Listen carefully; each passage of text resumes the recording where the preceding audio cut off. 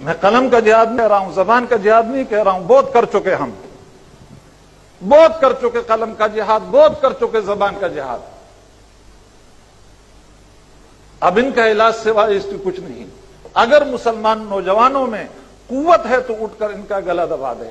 یہ سروں کی فصل پک چکی ہے اور یہ گرنے کے لیے تیار ہے. اگر اس کی قوت ہے تو آپ اٹھ جائیے، آنے والا مستقبل آپ کا ہے، وہ آپ کا قدم چومنے کے لیے تیار ہے.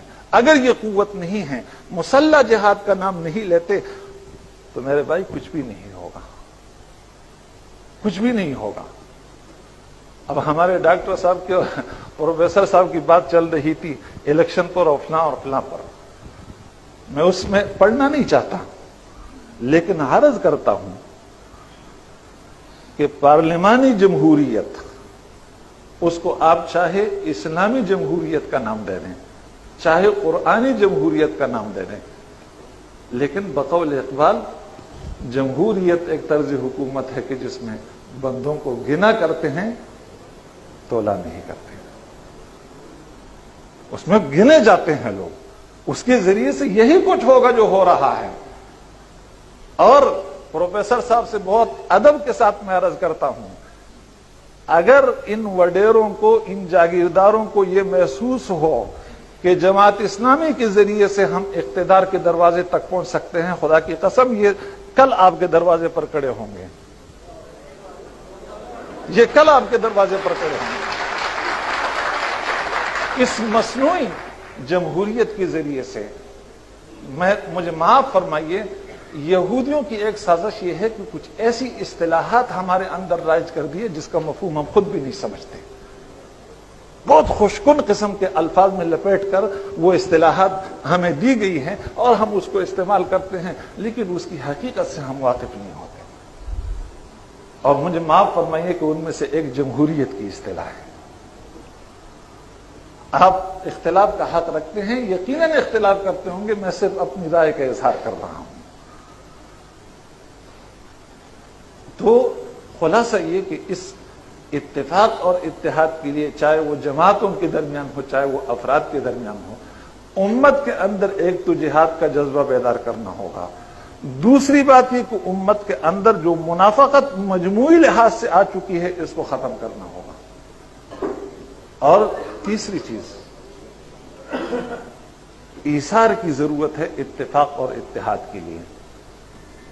اس کے لیے آپ کو اپنی حیثیت چھوڑنی ہوتی ہے،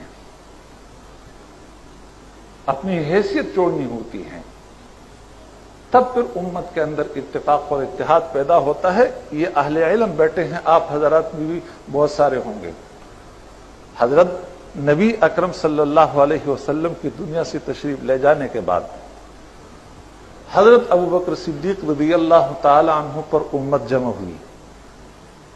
لیکن اہل علم جانتے ہیں کہ انصار صحابی اور بڑے سردار اور مخلص مسلمان حضرت سعد بن عبادہ کو اختلاف تھا. کیوں ڈاکٹر صاحب اختلاف تھا؟ لیکن جب امت مجتمع ہوئی، یہ ایثار ہیں، وہ مدینہ سے اٹھ کر دمشق گئے اور ان کی انتقال تک کسی کو یہ معلوم نہیں ہوا کہ سعد بن عبادہ کوئی شخص موجود بھی ہے دنیا میں یا نہیں. اس کو ایثار کہتے ہیں. حضرت خالد بن ولید جیسا جرنیل، حضرت عمر کی رائے ان کی متعلق کی تھی کہ انہیں معزول کیا جائے. اس کے اسباب میں ذکر عرض نہیں کرنا چاہتا. حضرت ابوبکر صدیق کی خلافت ختم ہوئی، حضرت عمر فاروق خلیفہ بنے، اور سب سے پہلا حکم جو جاری کیا وہ حضرت خالد بن ولید کی معزول کرنے کا. اور معزولی بھی کس طریقے سے ہوئی اہل علم جانتے ہیں. لیکن حضرت خالد بن ولید نے کیا فرمایا؟ فرمایا کہ اگر میں عمر کے لیے لڑتا تب تو آج میں اپنا بوریا بستر اٹھا کر محاذ سے چلا جاتا، لیکن اگر میں اس ذات کے لیے لڑ رہا تھا تو میں پہلے بھی اس کے لیے لڑ رہا تھا، آج بھی اس کے لیے لڑوں گا، چاہے میں کمانڈر ہوں یا نہ ہوں. مجھے بتائیے کہ ہمارے یہ قائدین، معاف فرمائے مجھے، یہ دینی قائدین، یہ جذبہ کسی میں آپ پاتے ہیں؟ یہ جذبہ کسی میں آپ پاتے ہیں کہ وہ کہہ دے کہ میں اپنی قیادت چھوڑتا ہوں اور فلاں کا کارکن بنوں گا؟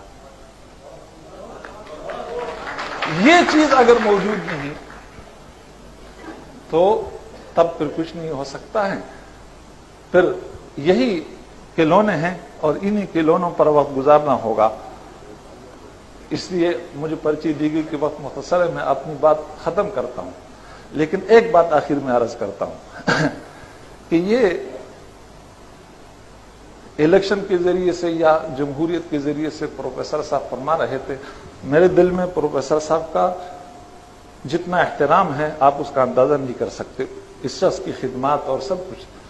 لیکن رائے کا اختلاف بہرحال ہوتا ہے، اس لیے اگر میں عرض کرتا ہوں. وہ الیکشن کے ذریعے سے، جمہوریت کے ذریعے سے پاکستان میں جتنی خدمات ہوئی وہ گنوا رہے تھے کہ ختم نبوت کا مسئلہ حل ہوا، فلاں ہوا، قرارداد مقاصد اور یہ اور وہ سب مسلم ہیں.